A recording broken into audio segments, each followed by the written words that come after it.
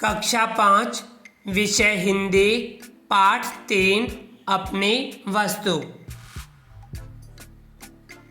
आइए शुरू करते हैं। एक महात्मा जी कहीं जा रहे थे। मार्ग में उन्होंने एक स्थान पर दो व्यक्तियों को ऊंची आवाज में बोलते सुना। दोनों ही हाथों में लठ लिए एक दूसरे के प्राण लेने को उद्यत दिखाई देते थे।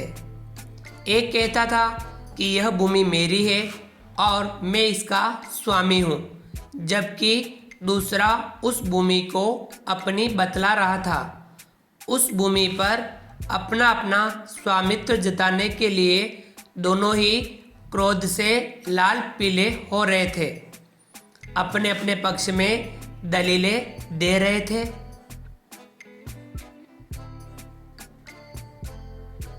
संत महात्मा तो स्वभाव से ही दयालु एवं परोपकारी होते हैं, सदैव सबका भला ही चाहते हैं। उन्होंने मन ही मन विचार किया कि ये दोनों लड़ाई झगड़ा करके व्यर्थ ही अपने प्राण गंवाने पर तुले हुए हैं। अतएव इन्हें समझा बुझाकर शांत करने और इनका आपस में समझौता कराने का प्रयास करना चाहिए। यह सोचकर वे उनके निकट गए और उन्हें संबोधित करते हुए बोले, हे भद्र पुरुषों, तुम दोनों कौन हो और आपस में झगड़ा क्यों कर रहे हो? महात्मा जी को देखकर उनमें से एक व्यक्ति बोला, महात्मन, हम दोनों भाई हैं। हमारे पिता ने मरते समय अपनी संपत्ति का जो बंटवारा किया था उसके अनुसार इस भूमि का मालिक मैं हूँ, फिर भी यह व्यर्थ ही झगड़ा कर रहा है। दूसरा व्यक्ति तत्काल चिल्ला उठा, महाराज, यह बिल्कुल झूठ बोल रहा है।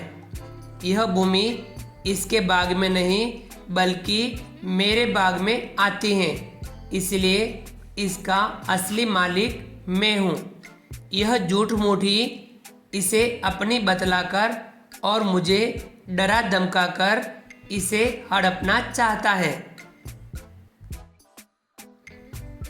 महात्मा जी ने शांत भाव से फरमाया, तुम दोनों ही इस भूमि को अपना कहते हो और अपने अपने पक्ष में दलीलें देते हो। ऐसे तो इसका निर्णय कभी नहीं होगा। इसलिए अच्छा यही रहेगा कि जिस भूमि के लिए तुम दोनों मरने मारने पर उतारू हो उससे ही यह बात पूछ लो कि उसका असली मालिक तुम दोनों में से कौन है। वह स्वयं ही इस बात का निर्णय कर देगी। कुछ पल तक दोनों महात्मा जी के मुख की ओर ताकते रहे, फिर बोले, किंतु यह कैसे संभव है? भूमि भी कभी बोलती है? महात्मा जी ने उत्तर दिया, हाँ, वह अवश्य बोलती है, परंतु उसकी आवाज़ तुम लोग नहीं सुन सकते, हम सुन सकते हैं। किंतु यह बताओ कि भूमि जो निर्णय देगी, क्या वह तुम दोनों को मान्य होगा? दोनों भाई इस बात पर राजी हो गए। तब महात्मा जी बोले, मुझे बहुत जोरों की भूख लग रही है, पहले मुझे भोजन कराओ। वे बोले, भूमि का निर्णय हो जाए फिर आपको डटकर खाना खिलाएंगे। महात्मा जी ने कहा, भूमि का निर्णय तो हो ही जाएगा, वह कहीं भागे थोड़ी ही जा रही है। पहले भोजन हो जाए ताकि मन मस्तिष्क कुछ ठिकाने आए, इसलिए तुम दोनों अपने घर से भोजन ले आओ, तब तक हम यही बैठे हैं। यह कहकर महात्मा जी एक पेड़ की छाया में बैठ गए। दोनों भाई घर गए और अपने अपने घर से भोजन बनवाकर ले आए। महात्मा जी ने उन दोनों को बैठ जाने को कहा। तत्पश्चात उन्होंने भोजन के 3 भाग किए और दोनों भाइयों को भोजन करने का आदेश देकर स्वयं भी भोजन करने लगे। इस प्रकार ऊपर की सब बातचीत तथा भोजनादि में लगभग 2 घंटे लग गए। महात्मा जी की इस समस्त कार्यवाही का उद्देश्य केवल यह था कि दोनों का क्रोध कुछ कम हो जाए ताकि उन्हें समझाया बुझाया जा सके, और हुआ भी यही। वे दोनों जब भोजन से निवृत्त हुए तो काफ़ी शांत थे। उन्होंने महात्मा जी के चरणों में विनय की, महाराज, यह भूमि तो कुछ बोलेगी नहीं, इसलिए आप ही हमारा निर्णय कर दीजिए। महात्मा जी ने कहा, हम इस भूमि से पूछकर इसका निर्णय करते हैं। यह कहकर उन्होंने अपना कान भूमि के साथ लगाया, मानो कुछ सुनने का प्रयत्न कर रहे हों। कुछ देर तक तो वे भूमि के साथ कान लगाए रहे, फिर सीधे बैठ गए और गंभीर वाणी में बोले, यह भूमि तो कुछ और ही कह रही है। दोनों भाई बोले, महाराज, भूमि क्या कह रही है? महात्मा जी ने कहा, यह भूमि कहती है कि ये दोनों व्यर्थ ही मेरे ऊपर अधिकार जमाने के लिए झगड़ा कर रहे हैं, क्योंकि मैं इन दोनों में से किसी की भी नहीं हूँ। हाँ, ये दोनों अवश्य मेरे हैं। मैंने इनकी कई पीढ़ियों को पाला है और जाते हुए भी देखा है।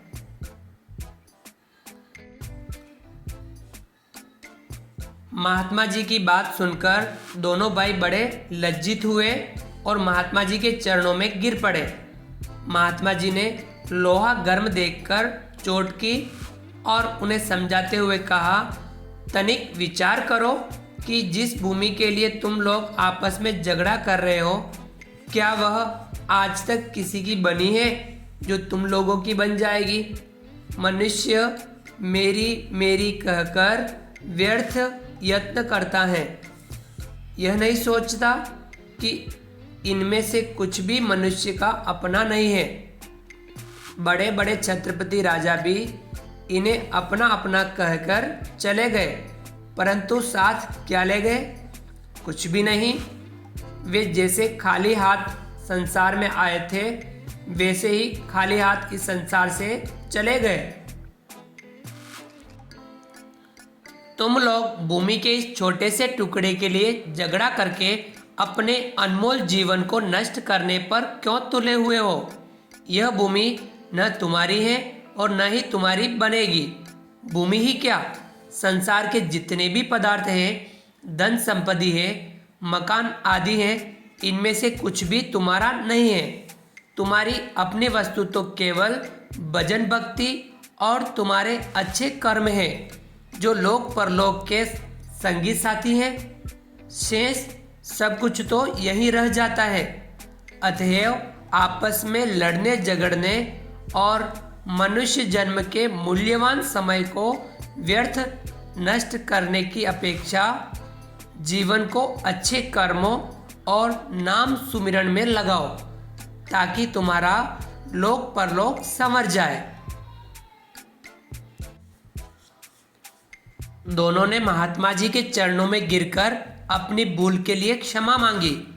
उस दिन से सबके साथ प्रेम का व्यवहार करते हुए अपने समय को भजन भक्ति में लगाते हुए अपना जन्म सफल करने लगे। तो विद्यार्थियों, आज की कक्षा में हमने अध्ययन किया कक्षा 5 विषय हिंदी पाठ 3 अपनी वस्तु। इस पाठ से, इस कहानी से हमें यह शिक्षा मिलती है कि हमें अपने जीवन को व्यर्थ लड़ने झगड़ने में नष्ट नहीं करना चाहिए। हमें अपने जीवन को अच्छे कर्मों और भजन भक्ति में लगाना चाहिए।